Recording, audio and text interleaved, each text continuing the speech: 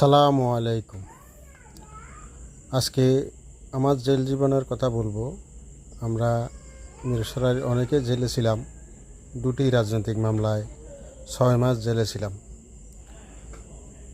এই জামিন করাতে যেয়ে অনেক প্রতারণার শিকার হয়েছি। চিটাগং চট্টগ্রাম করে আমাদেরকে জামিন দিচ্ছে না, হাইকোর্ট থেকে নিতে হয়েছে। অনেক রকম ঝড় তুফান আমাদের উপর গিয়েছে এবং এই জেলে থাকাকালীন অনেক মানুষের দুঃখ কষ্ট, অনেক মানুষের ভুয়া মামলা, অযথা কষ্ট, অযথা হয়রানি মামলা, নানান ধরনের হয়রানিমূলক মামলায় অনেকে জেল খাটতেছে। অনেকের কষ্ট শুনে তাদের সাথে তাদের দুঃখে ব্যতীত হয়েছে। এই দুঃখ কষ্টে আপনাদের সাথে শেয়ার করব। আমার আগামী ভিডিওগুলোতে আপনারা পাবেন। আমি আস্তে আস্তে আপনাদেরকে এই নাম ধরে ধরে কে কোন মামলায় ঢুকেছে এবং সত্য মামলা, মিথ্যা মামলা সহ নানান ধরনের মামলায় নানান কিচ্ছা আছে।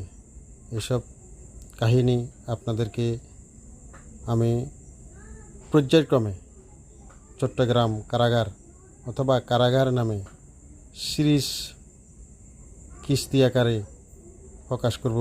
এটা আমি জেল থেকে সিদ্ধান্ত নিয়েছিলাম, জেল থেকে বের হয়ে আপনাদেরকে এটা জানাবো। বা এই যে কষ্টকর দিনগুলা, যে একটা রুমে 40-50 মানুষ একসাথে থেকে পরিবার পরিজন যাদের আছে তাদের কষ্ট, ঘরে কষ্ট, ছেলে মেয়ে রেখে, বউ বাচ্চা রেখে, মা বাপ রেখে ভিতরে থাকা যে কত বড় কষ্টকর। বাইরের দুনিয়া থেকে ভিতরের দুনিয়া, কত কষ্টের দুনিয়া।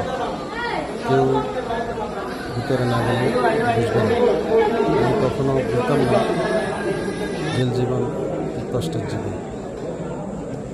আল্লাহ যে সকল, আমি অনেক সময় দোয়া করি, নামাজ পড়ে দোয়া করি, যারা নিরীহ তাদেরকে যাতে জামিনের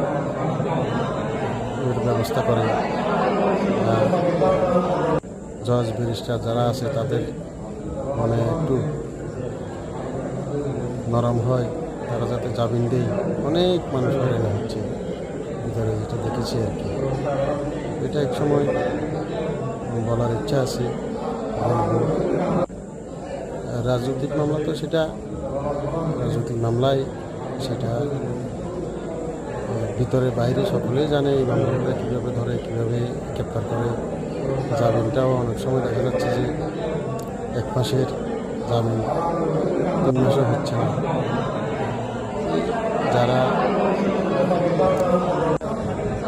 এমনি নিরীহ ঢুকেছে, যাদের আত্মীয় স্বজন নাই, যাদের খবর নেওয়ার কেউ নাই, জামিন করানোর লোক নাই, উকিল পড়ে গেছে 2 নাম্বার, এবং টাকা পয়সার অর্থের অভাবে অনেকেই ওখানে দিকে মারা যাচ্ছে।